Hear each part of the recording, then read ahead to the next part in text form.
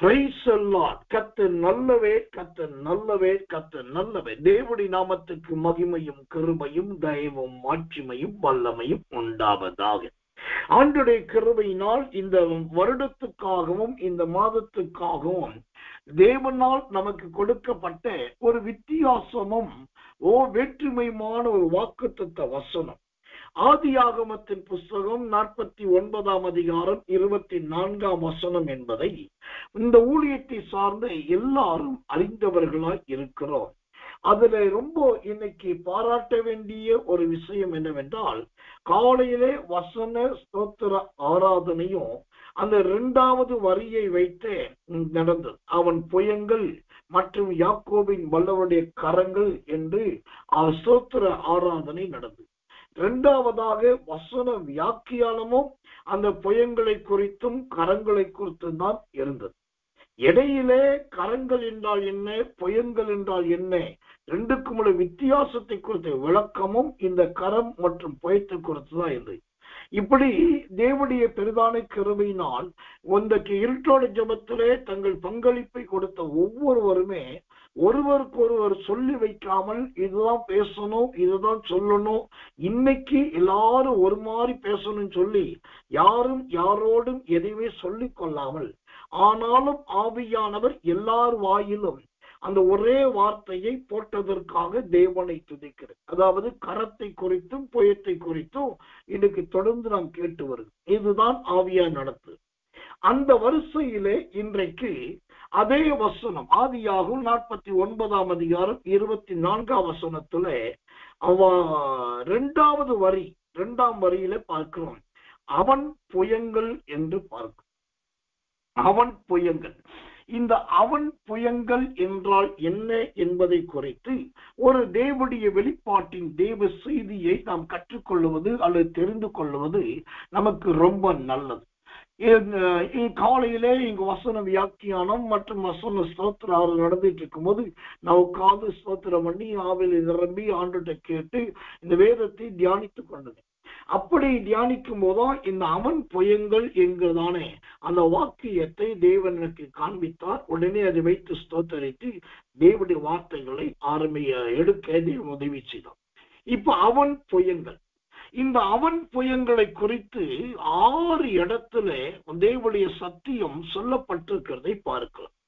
6 இடத்துல அவன் புயங்கள் என்று சொல்லப்பட்டது. இதுல என்ன ஆச்சரியம்னா, இந்த 6 இடத்திலையுமே 6 பேரை குறித்துதான் அவன் புயம் என்பதை குறித்து அங்கு சொல்லப்பட்டது. 6 பேரும் வேறு வேறு. அப்போ அவன் புயங்கள் என்பதை குறித்து 6 இடத்திலே சொல்லப்பட்டிருக்கிறது என்று சொன்னால், இந்த 6 என்கிற எண், 6 என்கிற நம்பர், 6 என்கிறதானே அந்த எண்ணிக்கை எதை குறிக்கிறது என்பதை முதலாவது நாம் கவனிக்க வேண்டும். 6 என்கிற எண் முதலாவது வேதத்தின்படி சிருஷ்டிப்பை காண்பிக்கிறது. சிருஷ்டிப்பு, ஒன்று சிருஷ்டிப்பு அல்லது உண்டாக்கப்படுதல் அல்லது படைக்கப்படுதல் அல்லது உருவாக்கப்படுதல் அல்லது செய்து முடித்தல் அல்லது புதிதாய் செய்தல். இது எல்லாமே அந்த 6 என்கிற எண்ணுக்குரிய விளக்கமாய் இருக்கிறது. ஏனென்றால் மனுஷன் உண்டாக்கப்பட்டது 6வது நாள். அவன் உண்டாக்கவும் பட்டான், சிருஷ்டிக்கவும் பட்டான். கர்த்தருடைய நாமத்துக்கு மகிமை உண்டாவதாக. அப்போ இந்த அவன் புயங்கள் என்பது 6 இடத்துல சொல்லப்பட்டது. 6 இடத்துல இந்த அவன் புயங்கள் என்ற காரியத்தை குறித்து 6 நபர்களை குறித்து சொன்னாலும், இந்த அவன் புயங்கள் 6 என்பது 2 வகையாக வேதத்திலே பிரிக்கப்பட்டிருக்கிறதை பார்க்கலாம்.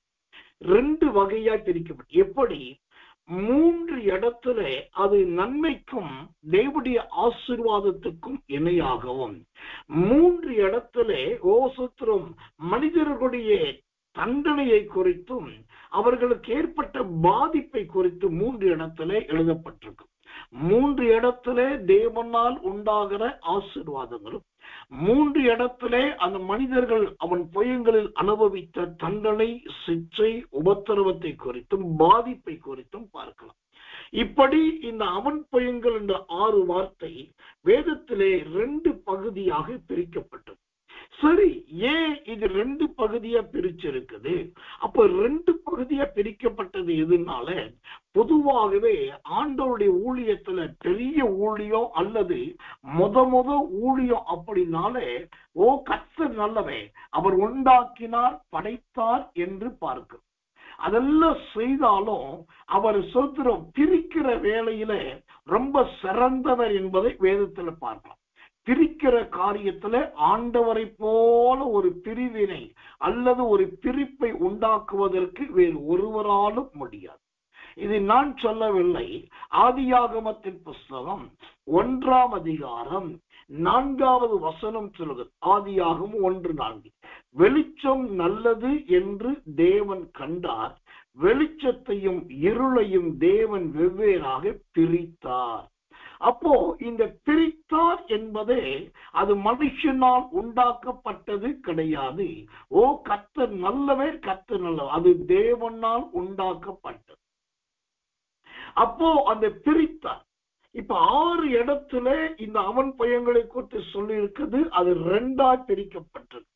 அந்த 2ஆக பிரிக்கப்படுகிறது என்பதே அது தேவனால் உண்டாகிற பிரிவினையை தான் காண்பிக்கிறது நாம் பார்க்கிறோம்.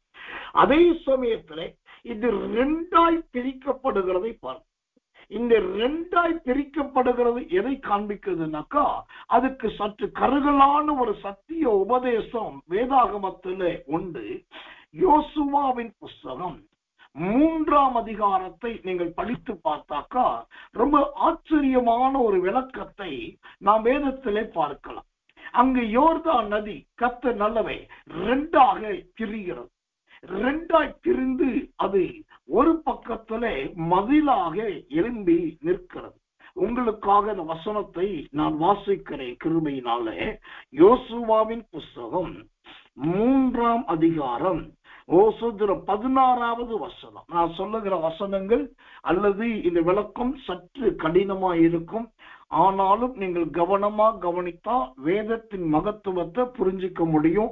நீங்க ஜெபத்தோடு ஸ்தோத்திரத்தோடு உறக்கத்தை விட்டு வெளியே வந்து சத்தியத்தை கேளு.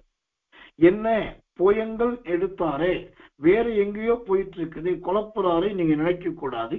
இது குழப்புறது கிடையாது. யாரோ சிலர் இப்போ நீங்க அப்படி யோசிக்கிறீங்க. அதுதான் என் ஆவியில இங்க நான் நிர்மாணிக்கிறேன். அதனால உங்களுக்கு அதை சொல்றேன். ஆனபடினால் உற்சாகத்தோடு ஜெபத்தோடு கேட்டீங்கன்னா இந்த விளக்கங்கள் உங்களுக்கு புரியும். யோசுவாவின் புஸ்தகம் 3ஆம் அதிகாரம் 16வது வசனம். மேலே இருந்து ஓடி வருகிற தண்ணீர் நின்று சார்தானுக்கு அடுத்த ஆதாம் ஊர் வரைக்கும் ஒரு குவியலாக குவிந்தது. உப்பு கடல் என்னும் சமனான வெளியின் கடலுக்கு ஓடி வருகிற தண்ணீர் பிரிந்து ஓடிற்று. அப்பொழுது ஜனங்கள் எதிரே கடந்து போனார்கள். கர்த்தருடைய நாமத்துக்கு மகிமையும் தயவும் கிருபையும் உண்டாவதாக. இங்கு தண்ணீர் 2ஆக பிரிகிறதை பார்க்கிறோம். இந்த 2ஆய் பிரிக்கப்படுகிற அனுபவம் எதை குறிக்கிறது? அந்த யோசுவா 3:16 சொல்லுகிறது, ஓடி வருகிற தண்ணீர் நின்று அப்படின்னு பார்க்க. அடுத்தது ஒரு குவியலாக குமிந்தது. இப்போ ஒரு பக்கம் தண்ணீர் நின்று ஒரு குவியலாக குமிந்து நிற்கிறது.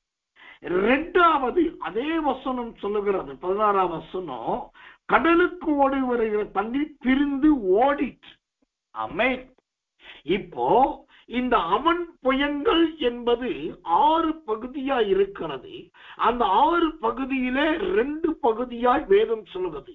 ஒன்று தேவனால் கிடைக்கிற சேமம், நன்மை, ஆசீர்வாதத்துக்கும், மற்றொன்று 3 பகுதியோ அது தண்டனை, காயங்கள், வருத்தத்தையும் காண்பிக்கிறது. அப்ப ஏன் இது 2 அப்படின்னாலே 2 என்பதை அங்க ஒரு பிரிவினையை காண்பிக்கிறது. இந்த பிரிவினை என்பது சாத்தானால் உண்டாக்கப்பட்ட பிரிவினை அல்ல, இது தேவனால் உண்டாக்கப்படுகிற பிரிவினை. அப்ப தேவனால் உண்டாக்கப்படுகிற பிரிவினையில என்ன நடக்குது? 2ஐ பிரிக்கும் போது 2ம் ஒரே போல இருக்காது என்பதை புரிந்து கொள்ள வேண்டும். நீங்க இயேசு கிறிஸ்துவானவர் வானத்துல வச்சு கடைசி கால மக்களை பிரிக்கும் போது 2ஆ பிரிக்கிறார். அப்ப பாத்தீங்கன்னா ஒரு கூட்டம் வெள்ளாடா இருக்குது, ஒரு கூட்டம் செம்மறி ஆடா. எல்லாமே வெள்ளாடும் கிடையாது, எல்லாமே செம்மறி ஆடும் கிடையாது. அப்ப பிரிவினை என்று வரும்போது ஒன்று வேறு மாதிரியாகவும் மற்றொன்று இன்னொரு மாதிரியாகவும் இருக்கும். அதுதான் பிரிவினை. அதைத்தான் இங்கு கருகலான சத்தியம் என்று யோசுவா 3:16 பார்க்கிறோம். ஒரு பக்கத்துல அந்த தண்ணீர் குமியலா நிக்குது, மறுபக்கத்துல தண்ணீர் ஓடிட்டு. அப்போ ஒரு பிரிவினை வரும்போது ஒன்னு ஓடுது, ஒன்னு நிக்குது. இதுதான் இன்னைக்கு நாம் கற்றுக்கொள்ள வேண்டிய ஆழ்ந்த உபதேச சத்தியம். நாம் பிரிந்து ஓடுகிறவர்களா இருக்கிறோமா அல்லது துணிந்து கர்த்தருக்காக நிற்கிறவர்களா இருக்கிறோமா என்பதை பார்க்கணும். இப்போ இந்த யோசுவாவின் காலத்துல இந்த தண்ணி பிரிந்து ஓடினது ஒன்று. ஆனால் நடந்தது என்ன? இப்ப யோசுவாவும் இஸ்ரவேல் ஜனங்களும் கடந்து மேலே வந்த பின்பு யோர்தான் மீண்டும் அதே போல வந்து ஒன்றோடு ஒன்று சேர்ந்தது. அப்ப சேர்ந்த தண்ணி எது சேர்ந்தது? ஓடி போன தண்ணி திரும்ப ஓடி வந்திருக்காது. எந்த தண்ணி ஓடாம குமியலா நின்னதோ அதுதான் மீண்டும் யோர்தான் ஒன்றாய் சேர்வதற்கு காரணமாய் இருந்தது. இன்றைக்கு உங்க குடும்பத்துல, உங்க ஜீவியத்துல, உங்க வீட்டில ஏதோ ஒரு பிரிவினை வருது. அது நீங்க ஆவிக்குரியவர்களா இருந்தும் வருது, தேவ ஜனமா இருந்தும் வருதுன்னா நல்லா தெரிஞ்சுக்கணும். அது சாத்தானால் வருது, அது பிசாசினால் வருது, அசுத்த ஆவியினால் வருது, யாரோ செய்த செய்வினையினால் வருகிறது என்று நீங்க நினைத்தா நீங்க இன்னும் ஆவிக்குரியவர்களே இல்லை என்றுதான் அர்த்தம். தேவ ஜனங்கள், தேவ பிள்ளைகள் வாழ்க்கையில ஒரு பிரிவினை உண்டாகுது அப்படின்னா வெளிச்சத்தையும் இருளையும் தேவன் வெவ்வேறாய் பிரித்ததை போல யோர்தானின் தண்ணீரை ஒன்று குவியலாகவும் ஒன்று ஓடுவதாகவும் பிரித்ததை போல தேவனே அங்கு பிரிக்கிறார். அந்த இடத்துலதான் நீங்க கவனிக்கணும். எப்படி என்ன கவனிக்கணும்? ஓடுவது எது, நிற்கிறது எதுன்னு பார்க்கணும். தண்ணி ஒரு பக்கம் ஓடுது, ஓடினது போயிடுச்சு. அது எங்கேயோ ஓடுது, எங்கேயோ போய் வேற எங்கேயோ போய் மறைஞ்சிருச்சு. ஆனா ஒரு பக்கம் தண்ணி குமியெல்லாம் நிக்குது. நின்ன தண்ணி தான் ஆசாரியர்களும் யோசுவாவும் ஜனங்களும் கரையேறின பின்பு மீண்டும் யோர்தானாய் உருவெடுக்கிறது. அப்ப இங்க என்ன பெரிய மாற்றம்? ஒரு பிரிவினை வந்த பின்னாடி பழைய யோர்தானுடைய அனுபவம் முழுவதுமா மாறி குவிந்த தண்ணீர் மூலமாக ஒரு யோர்தானே புது ரூபம் எடுக்கிறது. ஒரு யோர்தானே புது தண்ணியா மாறுது. அதுல இருந்து ஒரு பக்க தண்ணி, தேவையில்லாத தண்ணி, நிக்காத தண்ணி, கட்டுப்படாத தண்ணி, ஓசத்திரோ பொறுமை இல்லாத தண்ணி ஓடி போயிடுச்சு. ஆனா பொறுமையுள்ள தண்ணி, நல்ல தண்ணி, கட்டுப்படக்கூடிய தண்ணி, வார்த்தைக்கு உட்பட்ட தண்ணி குமியெல்லாம் அங்கேயே நிக்குது. இப்ப நல்லா கவனிக்கணும். உங்களை விட்டு ஒரு பிரிவினை உங்க குடும்பத்துல, உங்க ஜீவியத்துல, உங்க ஊழியத்துல வருது அப்படின்னாக்கா, நான் திரும்பவும் சொல்றேன், சாத்தான் கொண்டு வந்துட்டான், பிசாசு கொண்டு வந்துட்டான், பேய் கொண்டு வந்துருச்சு, அசுத்தாய் வந்துருச்சு, யாரோ செய்வினை வச்சுட்டாங்க, யாரோ திட்டம் போட்டுட்டாங்க. என் ஊழியத்தை பொறுத்த அளவுக்கு, நான் பிரசங்கிக்கிற சத்தியத்தை பொறுத்த அளவுக்கு நீங்க நல்லா கவனிச்சிருக்கலாம். அது வெளிப்படையா சொல்றேன். இந்த சாத்தானை பத்தி நான் பேசுறதே கிடையாது, பிசாச பத்தி நான் பேசுறதே கிடையாது, அசுத்தாவி பத்தி பேசுறதே கிடையாது, தேவையில்லாத இந்த எதிர் யுத்தங்களை குறித்து பேசுறது கிடையாது. ஏன்னாக்கா பேசக்கூடாது என்பதல்ல, எனக்கு ஆண்டவரை குறித்து பேசவே நேரம் இல்லை, பைபிளை குறித்து சொல்லி முடிக்கவே நேரம் இல்லை. என்னதான் நானும் தலைக்கலால குட்டிக்காரன் அடிக்கிறேன். இந்த கூட்டத்தை நடத்துனேன், அந்த கூட்டத்தை நடத்துனேன், 14 ஊழியம் 15 ஊழியத்தை ஆரம்பிக்கிறோம், நடத்தணும். ஆனா அவங்களுக்கு எல்லாம் போதிக்கப்பட்டுச்சா? இல்லை. எல்லா சத்தியம் சொல்லிக் கொடுக்க முடிஞ்சுதா? இல்லை. அப்ப இவ்வளவு போதிச்சு இவ்வளவு ஊழியத்தை செஞ்சுமே என் மனசுக்கு திருப்தியானபடியே என்னால இன்னும் முழுசா கர்த்தருடைய வேதத்தை போதிக்க முடியல அப்படின்னா நான் ஏன் சாத்தான பேசுறேன்? நான் ஏன் பேய பேசுறேன்? நான் ஏன் பிசாச பேசுறேன்? நான் ஏன் அசுத்தாய் பேசுறேன்? அப்ப நீங்க கேட்கலாம், ஏயா இப்ப இன்னைக்கு காலையில பேசுறீங்கன்னா, சிலருடைய ஜீவியம் எதை எடுத்தாலும் பழி போடுவதாக இருக்கிறது பிசாசு மீது, சாத்தான் மீது. ஒன்றை தெரிந்து கொள்ளுங்க, நீங்கள் தேவனோடு இருக்கிறீர்கள், தேவன் உங்களோடு இருக்கிறார் என்று சொன்னால் உங்க ஜீவியத்தில் நடக்கிற காரியம் தேவன் அனுமதிக்காமல் நடக்காது. ஒரு பிரிவு வருது, ரெண்டா பிரிக்கிறார். அப்படின்னா ஒரு தண்ணிய ஆண்டவர் ஓட பண்ண போறாரு. அந்த தண்ணி இங்க இருக்கிறது தேவனுக்கு தீர்மானம் இல்லை. உங்களுக்குள் உங்க ஜீவியத்தில் இருந்துகிட்டே உங்களை இருளாக்கி கொண்டிருக்கிற, இருட்டடித்து கொண்டிருக்கிற, மழுங்க பண்ணி கொண்டிருக்கிற, இருளுக்கு காரணமாயிருக்கிற அந்த இருளை தேவன் வெளியேற்ற போகிறார். வெளியேற்றினாதான் வெளிச்சம் பிறக்கும். கர்த்தருடைய நாமத்துக்கு மகிமை உண்டாவதாக. இதுல என்ன ஆச்சரியம் பாருங்க, அந்த ஆதியாகமத்தின் புஸ்தகம் 1ஆம் அதிகாரம் 4ஆம் வசனத்துல ரொம்ப ஆச்சரியமான வார்த்தையை பார்க்கிறோம். வெளிச்சம் நல்லது என்று தேவன் கண்டார், வெளிச்சத்தையும் இருளையும் வெவ்வேறாக பிரித்தார். இதுல 3ஆம் வசனம் சொல்றாரு, தேவன் வெளிச்சம் உண்டாக கடவது என்றால் வெளிச்சம் உண்டாயிடுச்சு. இங்க நீங்க நல்லா பைபிளை படிக்கணும். ஆண்டவர் உண்டாக கடவுள் சொன்னது வெளிச்சத்தை மட்டும்தான். இருளும் உண்டாகட்டும், இருளும் வெளியே வரட்டும், இருளும் பறக்கட்டும் சொல்லல. உண்டாக கடவுள் சொன்னது வெளிச்சத்தை. ஆனா வெளிச்சம் உண்டாகும் போதே உள்ள ஒரு இருள் இருந்திருக்கு. அவர் சொல்லாமையே இருள் வந்துருச்சு. இதே மாதிரிதான் சில குடும்பத்துல ஊழியக்காருடைய தீர்க்க தரிசனம், சில தேவப்பிள்ளைகளுடைய ஜெபங்கள் எல்லாம் இருக்குது. பேசுறது நல்ல பேச்சு, சொல்றது வசனங்கள். ஆனா அவங்களுக்கு தெரியாமலேயே உள்ள ஒரு இருள் இருக்கு. உங்க கூட இருக்கிறவங்களே உங்களை இருட்டடிப்பு பண்ணிட்டு இருக்கிறாங்க. உங்க கூட இருக்கிறவங்களே உங்களை சொத்து அந்தகாரம் பண்ண பாக்குறாங்க. அதுக்குதான் கர்த்தர் என்ன பண்ணாரு, உண்டாக கடவது என்று நான் சொன்னது சொத்து வெளிச்சத்தை அல்லவா. ஆனா உள்ள உத்து பார்த்தா ஒரு இருட்டு இருக்குதே, ஒரு சொத்து இருள் இருக்குதுன்னு சொல்லிட்டு ஆண்டவர் உடனே என்ன பண்ணாரு, வெளிச்சத்தையும் இருளையும் சொத்துறோம் வெவ்வேறாக பிரித்தார். இப்போ வெளிச்சம் உண்டாக கடவுதுன்னு அவரு கண்ணுக்கு அது வெளிச்சமா தெரியுது. அங்க ஒருவேளை மனிதர்கள் தான் அவங்களுக்கு வெளிச்சம் மட்டும்தான் தெரிஞ்சிருக்கும்.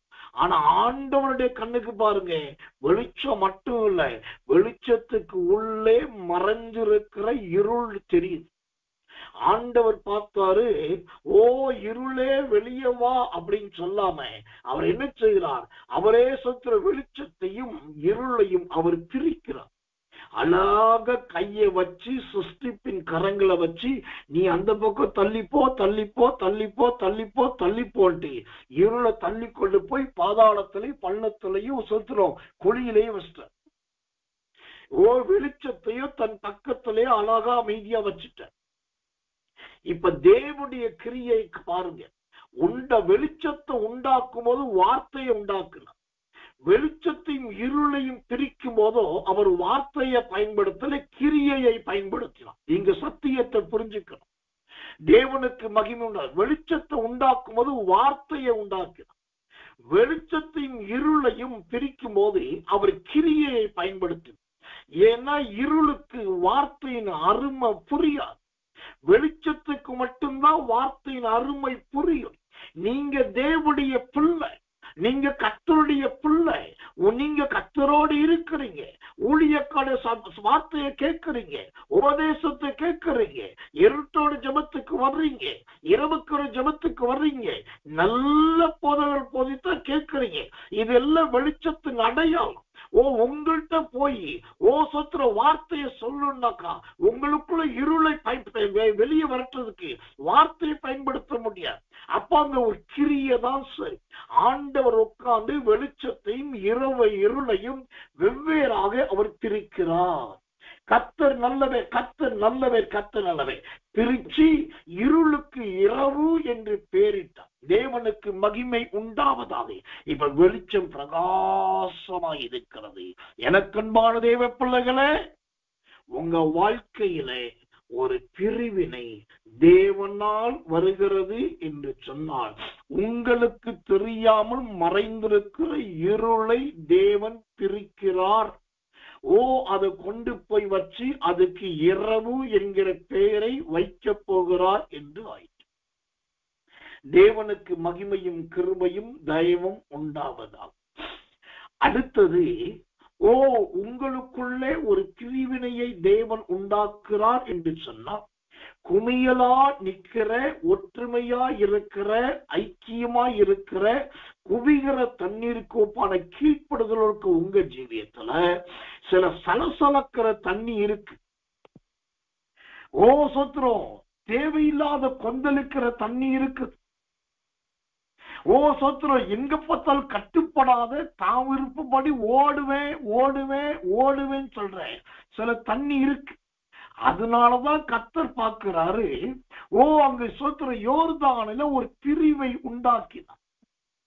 அந்த பிரிவை உண்டாக்கின உடனே ஒரு தண்ணி சோத்திர பிரிந்து ஓடிட்டு. அந்த வார்த்தை எனக்கு ரொம்ப பிடிச்ச வார்த்தை. திரும்ப வாசிக்கிற யோசுவா 3:16, கர்த்தர் நல்லவே, கர்த்தர் உப்பு கடல் என்னும் சமனான வெளியின் கடலுக்கு ஓடி வருகிற தண்ணி பிரிந்து ஓடிடுச்சு. பிரிவினையை விரும்புறவங்க, பிரிவினைக்குள்ள இருக்கிறவங்க, பிரிவினைக்கு காரணமானவங்க என்னைக்குமே உங்களோடு நிலைச்சு நிக்கவே முடியாது. நீங்க என்ன உபவாசம் போடுங்க, அவங்களுக்காக எவ்வளவு கதருங்க, அல்லது அவங்களுக்காக எவ்வளவு மறைப்பொருட்களை, வேதத்தின் மகத்துவங்களை சொல்லுங்க, இல்ல அவங்க பக்கத்துல உட்கார்ந்து கண்ணீர் வடிச்சு பாருங்க, அவங்க நிக்கவே மாட்டாங்க. அவங்களால் இருக்கவே முடியாது. அப்ப நான் என்ன சொல்றேன், ஒரு தண்ணி பிரிஞ்சு ஓடுதுன்னாக்கா, என் அன்பு சகோதரனே சகோதரியே, நீங்க அந்த தண்ணிக்கு அணைக்கட்ட பார்க்காதீங்க. நீங்க அந்த தண்ணிக்கு ஒரு மதில் கட்ட பார்க்காதீங்க. அது குடும்ப வாழ்க்கையா இருக்கட்டும், அந்தரங்க வாழ்க்கையா இருக்கட்டும், சபையா இருக்கட்டும், ஊழியமா இருக்கட்டும், எதுவா இருந்தாலும் சரி, அவங்க வெளியில போறாங்க, விலகி போறாங்க, உங்களுடைய அன்பை புரிஞ்சிக்கல, நீங்க என்ன பண்ணாலும் அதுல ஒரு குறையும் குற்றமும் கண்டுபிடிக்கிறாங்க, இல்லாட்டி அவங்களால எப்பயுமே உங்களுக்கு ஒரு முள்ளு குத்து இருந்துகிட்டே இருக்குன்னாக்கா அவங்க பிரிஞ்சு ஓட பாக்குறாங்கன்னு அர்த்தம். பிரிஞ்சு ஓட பாக்குறவங்கள நீங்க மதில் போட்டு தடுக்காதீங்க. கர்த்தர் நல்லவன். அணை கட்டி தடுக்காதீங்க. கர்த்தர் நல்லவன். அல்லது கையில கால விழுந்தாலும் ஐயோ அதெல்லாம் வேண்டாம், நாம் ஒரு அப்பம் புசித்து ஒரு திராட்சரசத்தை குடிப்போம் நீங்க சொல்லாதீங்க. அமைதியா விட்டுருங்க. ஏன்னாக்கா உங்களை ஆண்டவர் வைக்க விரும்புறது எப்படின்னாக்கா, நல்ல குவியலா வைக்க விரும்புறார்.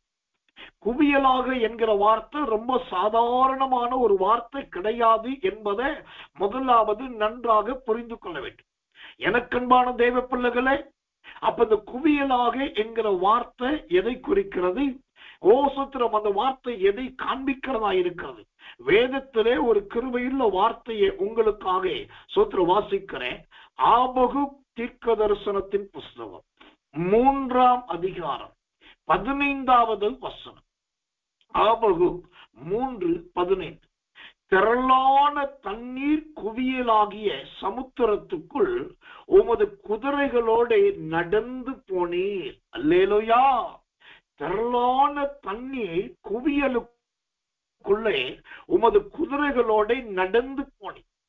குவியல் என்பது தேவன் உங்களோடு நடக்கிறார் என்பதை காண்பிக்கிறது. அதுவும் தன்னுடைய குதிரைகளோடு நடக்கிறார். உங்களுக்கு தெரியுமா, இயேசுனால கழுதன் தான் எல்லாருக்கும் தெரியும். அவர் எருசலேம்ல போனாரு, கழுதையில போனாரு, ஊர்வலமா போனாரு, பவனியா போனாரு, ஓசன்னா பாடிட்டு போனாங்கன்னு. இதைத்தான் நம்ம பாரம்பரியமா கதையா கேட்டு வந்திருக்கோம். ஆனா ஆண்டவன் எருசலேமில உயிரோடு இருக்கும் போது கழுதையில போனது 100 அல்ல 1000 மடங்கு உண்மை. நான் இல்லைன்னு சொல்ல. ஆனா காலம் முழுக்க அவர் கழுதையில போறவர் கிடையாது. இப்போ அவருக்குன்னு ஒரு குதிரை இருக்குது. அந்த குதிரையில போறாராம். அது எங்க? திரளா இருக்கிற தண்ணிக்குள்ள குதிரையில போறார். அவருடைய குதிரை எப்படிப்பட்ட குதிரை தெரியுமா? வெள்ளை குதிரை. அந்த குதிரை எப்படி தெரியுமா இருக்கும்? கழுத்துல மணி கட்டி இருக்கும். அந்த மணியில என்ன இருக்கு தெரியுமா? கர்த்தருக்கு பரிசுத்தம் இருக்கும். அந்த பரிசுத்தம் என்பது எப்படி தெரியுமா இருக்கும்? நல்ல சூத்திரம் பொன் எழுத்துக்களால் பதிக்கப்பட்டிருக்கும். அப்ப ஆண்ட குவியல் என்பது ஆண்டவே தம்முடைய குதிரைகளோடு கூட நம்மோடு வருகிறார் என்பது அர்த்தம். இப்போ புரிஞ்சுக்கோங்க, ஒரு பிரிவினை வருது, ஓ ரெண்டாம் தேவன் பிரிக்கிறார்னாக்கா குவியலா உன்னை சேர்க்கிறாரு, ஓடுறத உன்னை விடுறாரு. ஓடுறத விடுற சூத்திர பிடிக்கிற பழக்கம் ஆண்டவருக்கு கிடையாது. கர்த்தருக்கு மகிமை உண்டாவதாக. குவியலா இருக்கிறத பிடிக்கிறார், ஓடுறத விடுறாரு. இப்ப குவியலா இருக்கிற தண்ணிக்கு நடுவுல ஆண்டவர் குதிரைகளோடு நடந்து போகிறார். தேவனுடைய ஊழியக்காரராக நான் சொல்றேன், உங்களை சுத்தி 500 பேர் வேண்டாங்க, 500 பேர் வேண்டாம், வெறும் 5 பேர் இருந்தாலே போதும். கர்த்தருடைய நாமத்துக்கு சொல்கிறோம். ஆண்டவர் அந்த அதுவே உங்களுக்கு பெரிய தயை. ஏன்னா பைபிள்ல எவ்வளவு வார்த்தைகள் இருக்கு, அதுல ஒரு வார்த்தைக்கு பேர் என்ன தெரியுமா? 5 வார்த்தைகள் என்று இருக்கு. 5 வார்த்தைகள்.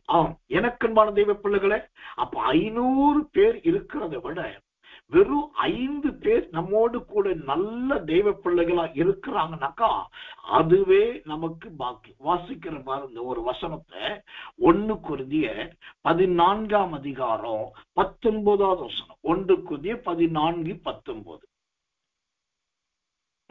அதாவது அப்படி இருந்தும் நான் சபையிலே அந்நிய பாஷையில் 10,000 வார்த்தைகளை பேசுகிறதிலும் மற்றவர்களை உணர்த்தும்படி என் கருத்தோடு 5 வார்த்தைகளை பேசுகிறதே எனக்கு அதிக விருப்பமாயிருக்கும்.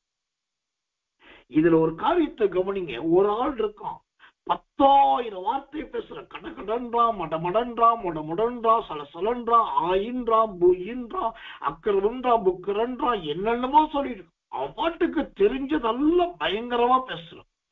அதே இடத்துல இன்னொரு மனுஷன் இருக்கான், 5 வார்த்தை பேசலாம். அதுல இந்த 1 கொரிந்தியர் 14:19 எனக்கு ரொம்ப பிடிச்ச ஒரு வார்த்தை என்ன தெரியுமா? என் கருத்தோட 5 வார்த்தைகளை பேசுகிறதே எனக்கு அதிக விருப்பமாயிரு. எவ்வளவு உரிமை பத்தியெல்லாம்? 5 பேர் தான், இல்லாட்டி 5 வார்த்தை தான். அந்த 5 வார்த்தையில ஏன் வார்த்தையும் ஒண்ணு இருக்கு.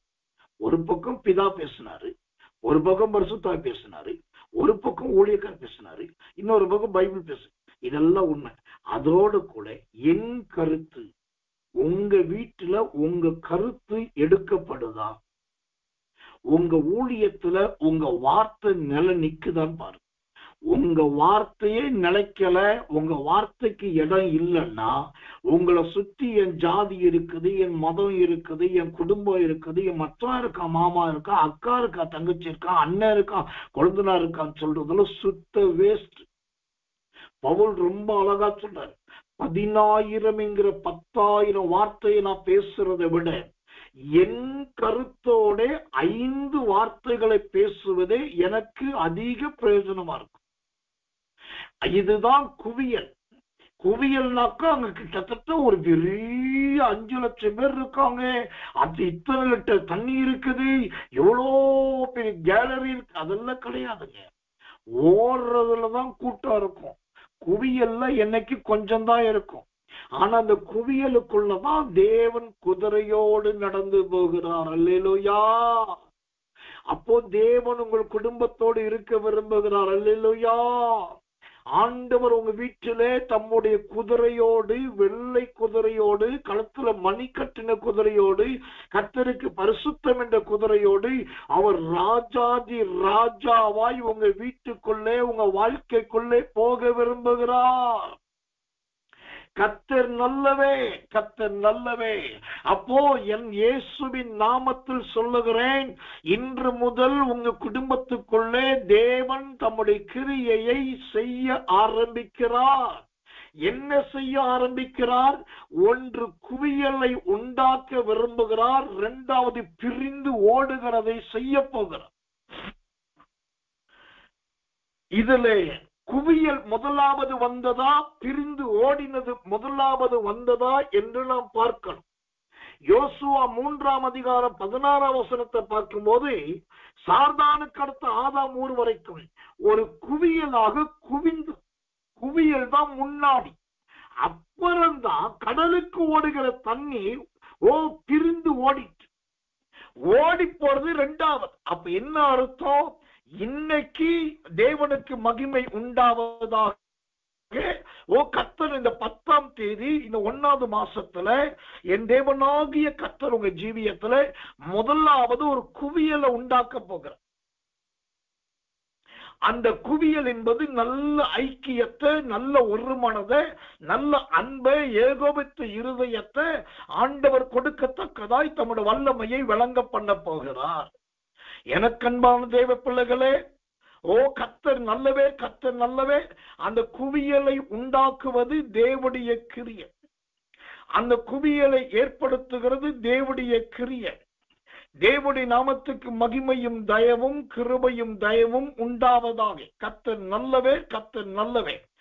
2 நாளாகமத்தின் புஸ்தகம் 31ஆம் அதிகாரம் 8வது வசனம். 2 நாளாகமம் 31:8.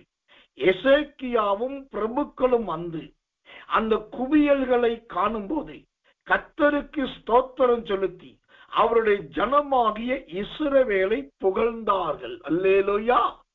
குவியல் என்பது முதலாவது கர்த்தர் தம்முடைய குதிரைகளோடு நடக்கிறதை காண்பிக்கிறது. குவியல் என்பது இரண்டாவது எதை காண்பிக்கிறது?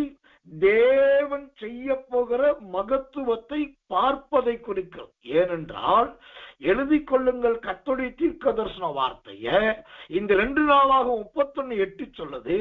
எசேக்கியாவும் பிரபுக்களும் வந்து அந்த குவியல்களை காணும் போது, அல்லேலூயா, குவியல் என்பது இரண்டாவது தேவனுடைய கிரியைகளை காண்பதை குறிக்கிறது. தேவன் செய்த மகத்துவத்தை காண்பதை குறிக்கிறது. அம்மா, நீங்க ஏன் உட்கார்ந்து அங்கலாய்த்து புலம்பிட்டு இருக்கீங்க? சகோதரி, ஏன் தவிச்சிட்டு இருக்கீங்க? நீங்க அமைதியா இருந்து நல்ல ஸ்தோத்திரம் பண்ணுங்க. கொஞ்ச நாள் கழிச்சு கண்ணை திறந்து பாருங்க, ஒரு பெரிய குமியல் அங்க இருக்கும். என்ன குமியல் இருக்கும்? நீங்க வேர்வை சிந்தி உடம்பு வலிக்க செய்ய வேண்டிய வேலைய உங்களுக்காக ஆண்டவரே செய்திருப்பார். தேவனே அந்த வேலையை செய்திருப்பார். கர்த்தர் நல்லவே. அப்படி அந்த குவியல்களை பார்க்கும் போது மூணாவது அங்க என்ன நடக்குது? முதலாவது சொன்ன குவியல் என்பதை கர்த்தர் தம்முடைய குதிரையோடு உள்ளே வருவது. இரண்டாவது சொன்ன குவியல் என்பதை தேவன் நமக்கு செய்கிற அற்புதத்தை நம்முடைய கண்கள் காண்பது. இந்த குவியல் என்பது மூன்றாவதா எதை குறிக்கிறது? 2 நாளாகமம் 31ஆம் அதிகாரம் அதே 3ஆம் வசனத்தை வாசிக்கிறேன். கர்த்தருக்கு ஸ்தோத்திரம் செலுத்தி. கர்த்தர் நல்லவே, கர்த்தருக்கு ஸ்தோத்திரம். இந்த குவியலால் கிடைக்கிற 3வது கிருபை என்னன்னா, உங்க வீடு நல்ல ஸ்தோத்திரத்தினால் நிரம்ப போகுது.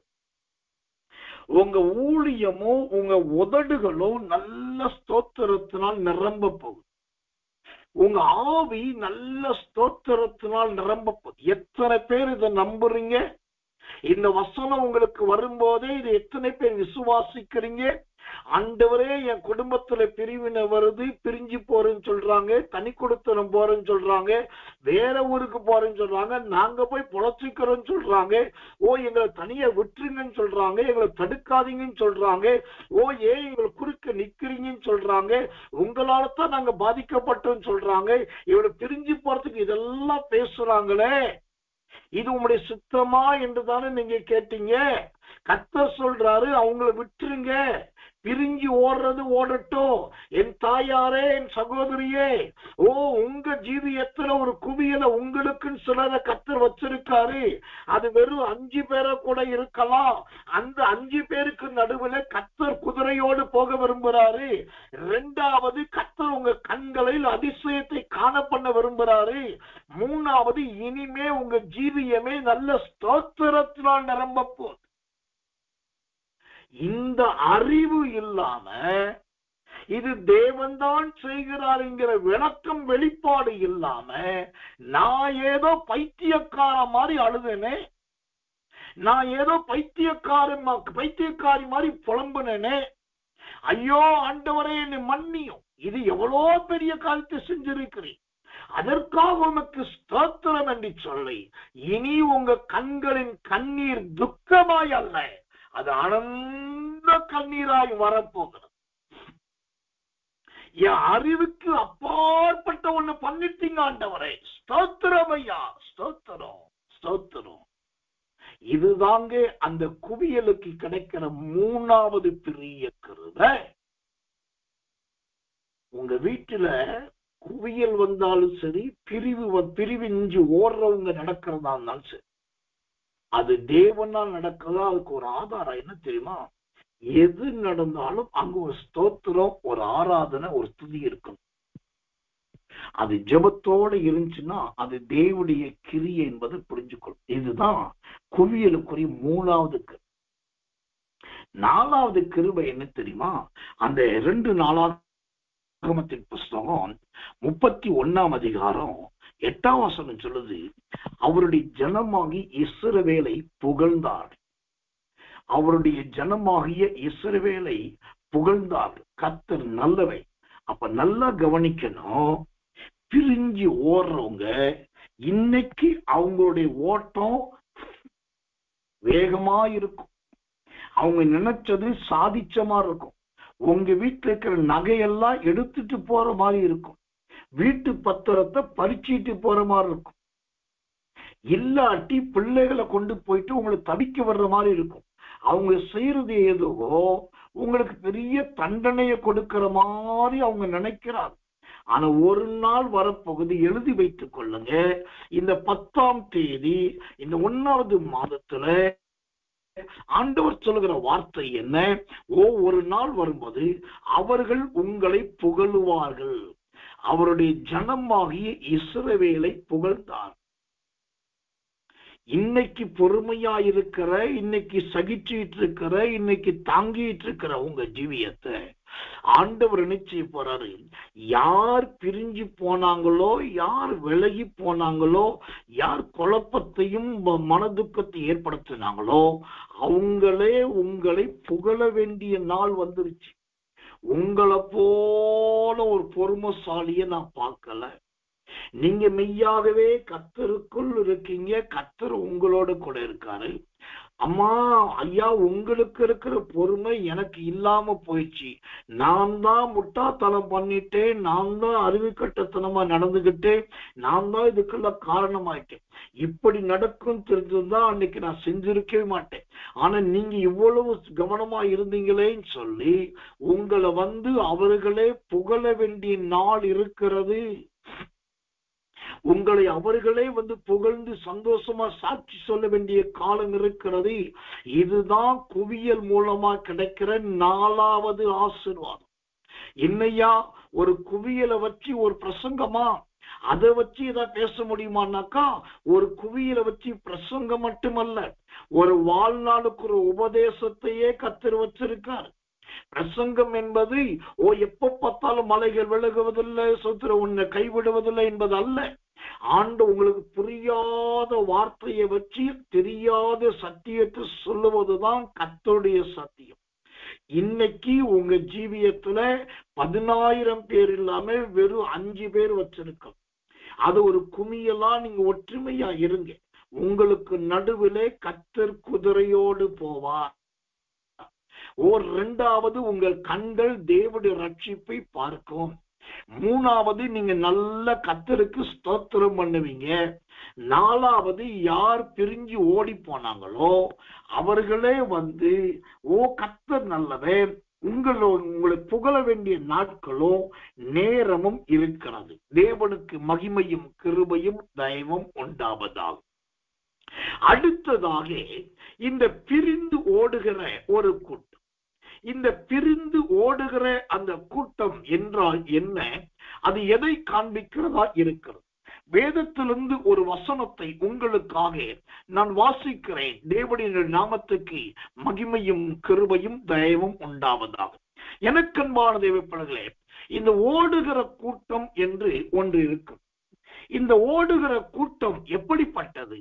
இந்த ஓடுகிறதுனால் நடக்கிறது என்ன என்பதை ஒரு வசனத்திலிருந்து உங்களுக்கு காண்பிக்க விரும்புகிறேன். தேவனுடைய நாமத்துக்கு மகிமையும் கிருபையும் தயவும் உண்டாவதாக.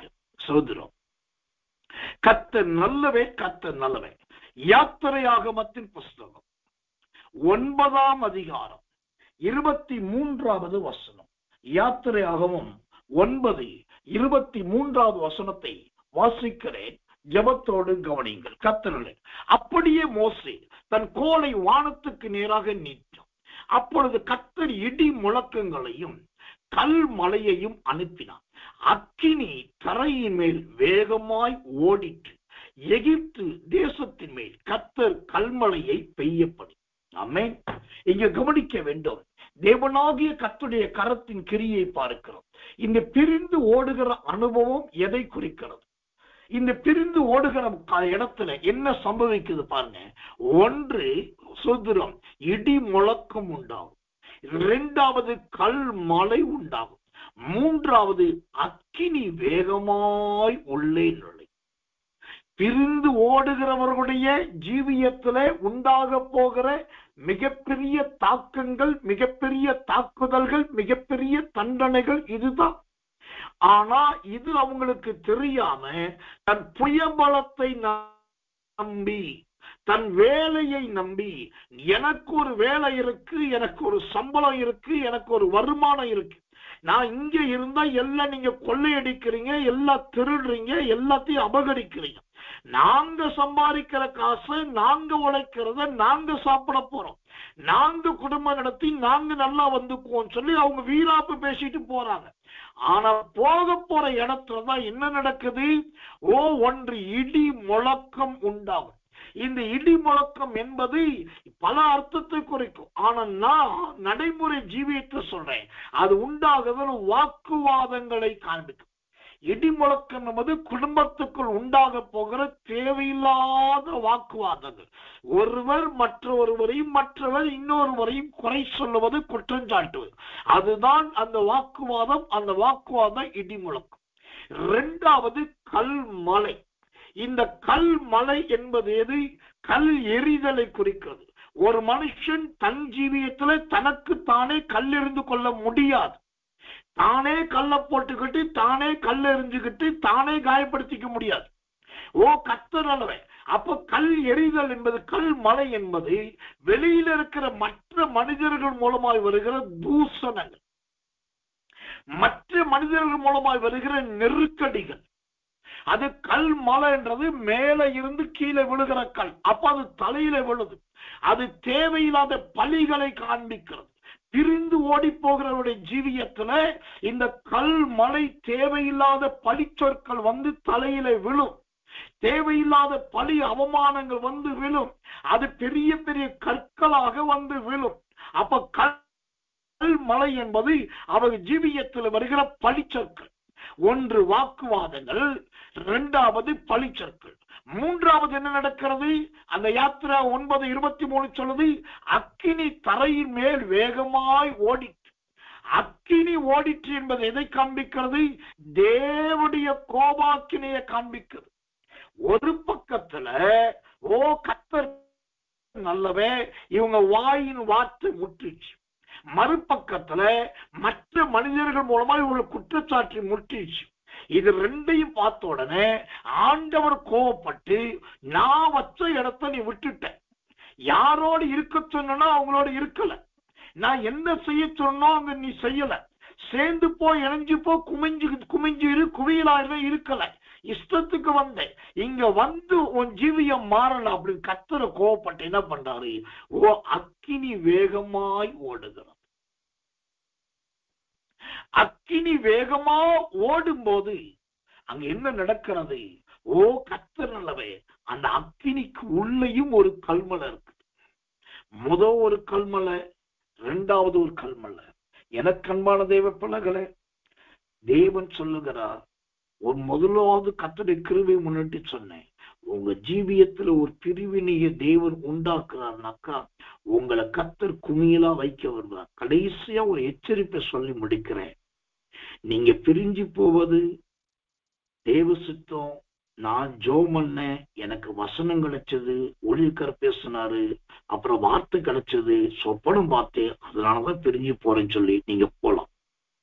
உங்களுக்கு ஃபுல் ரைட். யாரும் உங்களை தடுக்க முடியாது, தடுக்கிறதுக்கு உரிமையும் கிடையாது. நீங்க போலாம். ஆனா ஒரு எச்சரிக்கையை புரிஞ்சுக்கும். கொஞ்ச நாளுக்குள்ள தேவையில்லாத வாக்குவாதம் வரும். கொஞ்ச நாளுக்குள்ள தேவையில்லாத பழி சுமத்தலும் குற்றச்சாட்டுகள் வரும். கொஞ்ச நாளுக்குள்ள தேவனுடைய நியாய தீர்ப்பு அக்கினி உள்ள எரிக்கும். அதுக்கப்புறம் அந்த அக்கினிக்குள்ளது ஒரு கல்மலை வரும். அந்த கல்மலை எது செய்ய தெரியுமா? யோசுவா 7ஆம் அதிகாரம் 24, 25 ஆகானின் குடும்பத்து மேல் கல் எரிஞ்சி ஒரு குவியிலே குமிச்சிட்டான். கடைசியில் அந்த குடும்பமே இருக்கிறதே தெரியாம போயிடுச்சு. அப்போ பிரிஞ்சு போறவங்க இதெல்லாம் நீங்க தெரிஞ்சுக்கணும். இன்னைக்கு பிரிவினைக்கு ஜோமணி அனுப்புறதுக்குன்னே ஒரு கூட்டம் இருக்கு. நீ பிரிஞ்சு போயிரு, கர்த்தர் தான் பண்றாருன்னு சொல்லி ஆலோசனை கொடுக்குற, அதுக்கேற்ற வசனம் சொல்லவங்களும் இருக்காங்க. ஆனா நல்லா தெரிஞ்சுக்க, தேவன் ஒரு இடத்துல குமியலா வைக்கிறார் அப்படின்னாக்கா, அந்த குமியலோடு சேர்ந்து இருந்தாக்கா மீண்டும் உங்களை யோர்தானாய் கர்த்தர் மாற்றும். ஒரு காலத்துல யோர்தான் என்பது இஸ்ரவேல் ஜனங்கள் நடக்கிறதுக்கு பாதையா இருந்துச்சு. ஆனா அதே யோர்தான் பிற்காலத்துல இயேசுவுக்கு ஞானஸ்நானம் கொடுக்கிறதா மாறுச்சு. என்ன ஆச்சரியம் பத்தியெல்லாம்? ஆரம்பத்துல நடக்கிற பாதையா யோர்தான் இருந்துச்சு. அப்புறம் இயேசுவின் காலத்துல ஞானஸ்நானம் கொடுக்க பரிசுத்த ஜலமா மாறிடுச்சு. நீங்க குமியலோடு இருந்தா இன்னைக்கு உங்க ஜீவியத்துல நடக்கிறவங்களை வச்சு நீங்க அநேகரை நீதிக்குட்படுத்தி ஞானஸ்நானம் கொடுக்கணும். உங்கள்கிட்ட போறவங்களை நீங்க கர்த்தருக்குள் நடத்தி ஞானஸ்நானம் கொடுக்கிறவங்களா நீங்க மாறுவீங்க. அவளும் இவனும் எவ்வளோ யார் யாரும் போறதுக்கு நான் என்ன வீதியா? எனக்கு அதெல்லாம் தேவையில்லை நீங்க நினைச்சீங்கன்னா யாரும் வர வேண்டாம், போக வேண்டாம், எல்லாம் நடக்கிறதுக்கு நானும் தார் ரோடு கிடையாது அப்படின்னு நீங்க நினைச்சீங்கன்னா தாராள பிரிஞ்சு ஓடலாம். எந்த ஊருக்கு போறீங்களோ போங்க, எந்த பட்டணத்துக்கு போறீங்களோ போங்க, எந்த தேசத்துக்கு போறீங்களோ போங்க. ஆனா போறதுக்கு முன்னாடி ஆண்டவரால் கொடுக்கப்பட்ட இந்த யாத்திரையாக 9ஆம் அதிகாரம் 23ஆம் வசனத்தை படிச்சு அது நல்லா எழுதி வச்சுக்கிட்டே போங்க. தயவு செய்து சொல்ல, சுயத்துல முடிவெடுக்காதீங்க, சொந்த புத்திய சாராதீங்க, உங்களுக்கு தான் எல்லாம் தெரியும் நினைக்காதீங்க. என்கிட்டையும் கர்த்தர் பேசணும்னு சொல்லாதீங்க. எல்லார்ட்டையும் கர்த்தர் பேசுற. இன்னைக்கு இருக்கிறது பெரிய ஆசீர்வாதம் கிடையாது. இனி வருகிற காலத்துல ஜாக்கிரதையா இருக்கும். அன்னைக்கு இருக்கிற குவியல் அன்னைக்கு அநேகர் ஞானஸ்நானம் கொடுக்க. இன்னைக்கு யோர்தான்ல ஒரு தண்ணி குமிஞ்சி பத்திரமா நின்னுச்சு. அந்த குவிந்து பத்திரமா நின்ன தண்ணி தான் யோவாஸ்நானகர் மூலமா இயேசுவுக்கு ஞானஸ்நானத்தை கொடுத்துச்சு. என்ன ஒரு ஆச்சரியம்! அங்க பரிசுத்த ஆவி இறங்குச்சு. அங்க கர்த்தருடைய சத்தம் இறங்குச்சு.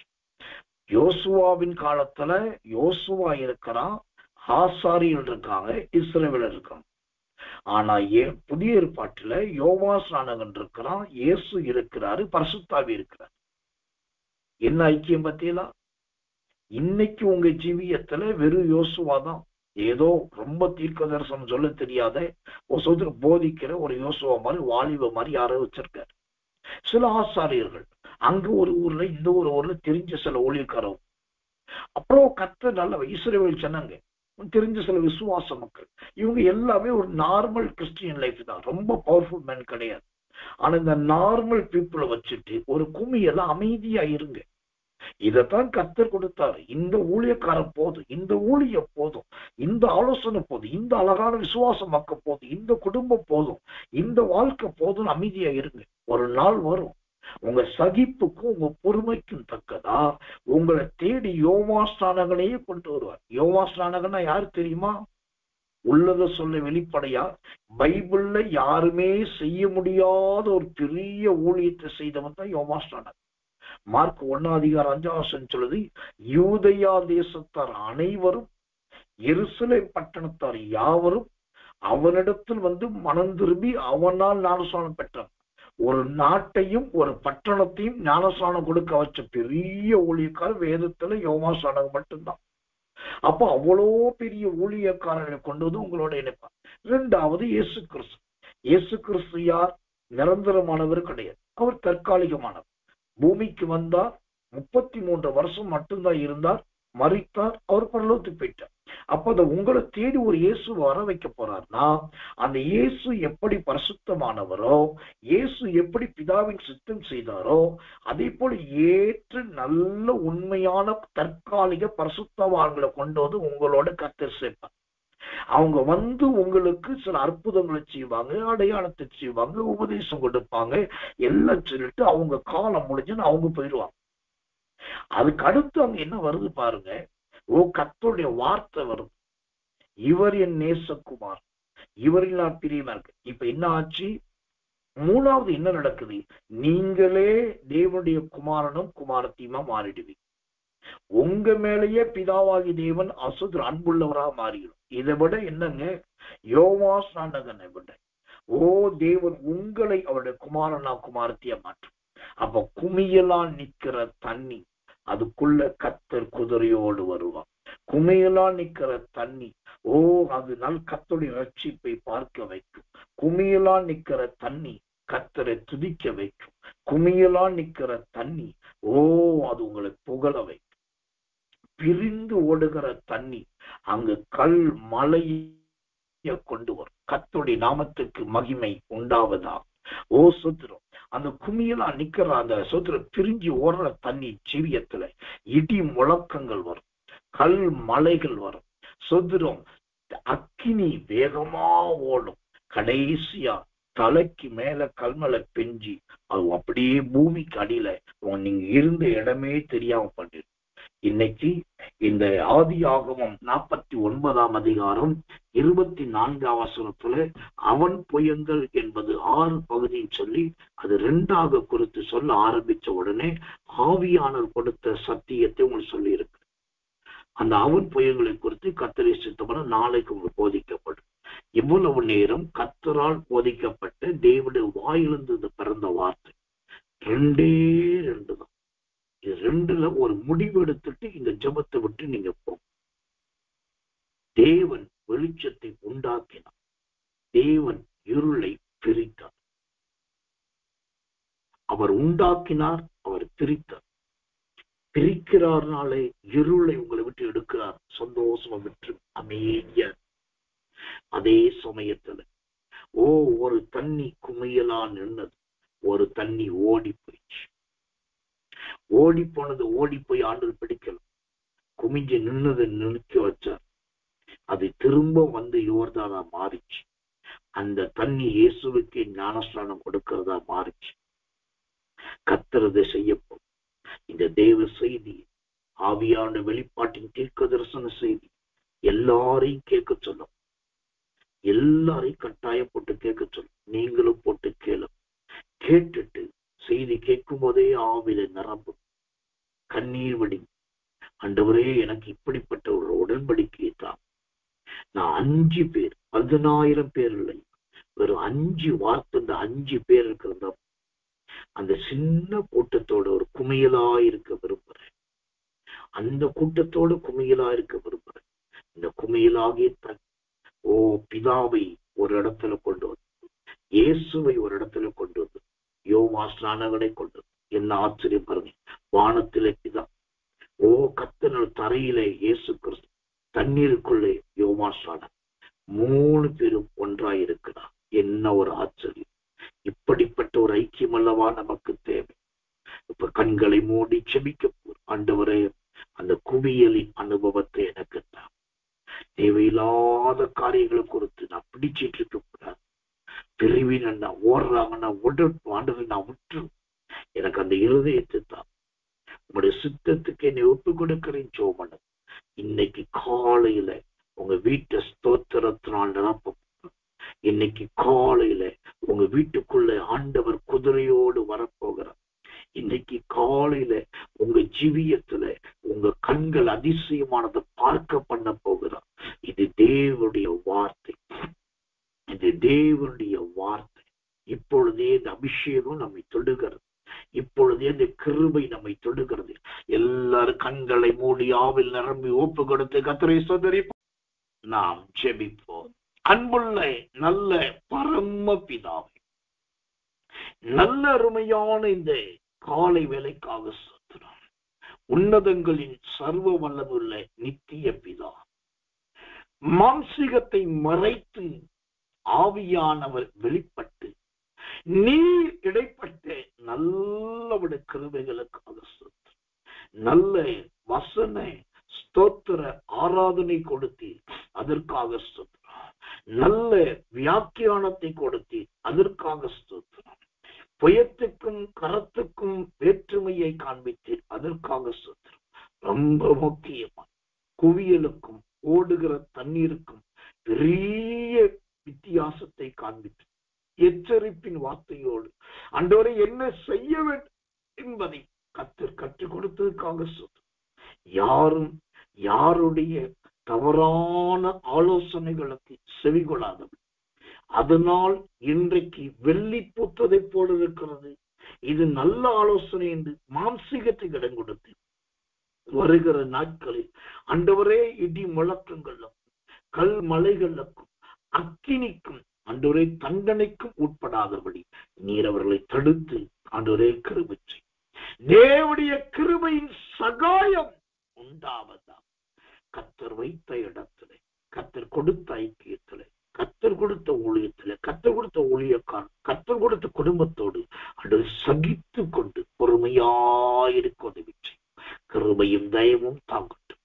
உடைய வார்த்தை அநேகரை தொட்டதற்காக இது மீண்டும் மீண்டும் போட்டு கேட்டு எல்லாரையும் கேட்க வைத்து தெய்வ சத்தத்தையும் தெய்வ சித்தத்தையும் உணர்ந்து கொள்ள உதவி செய்யும்.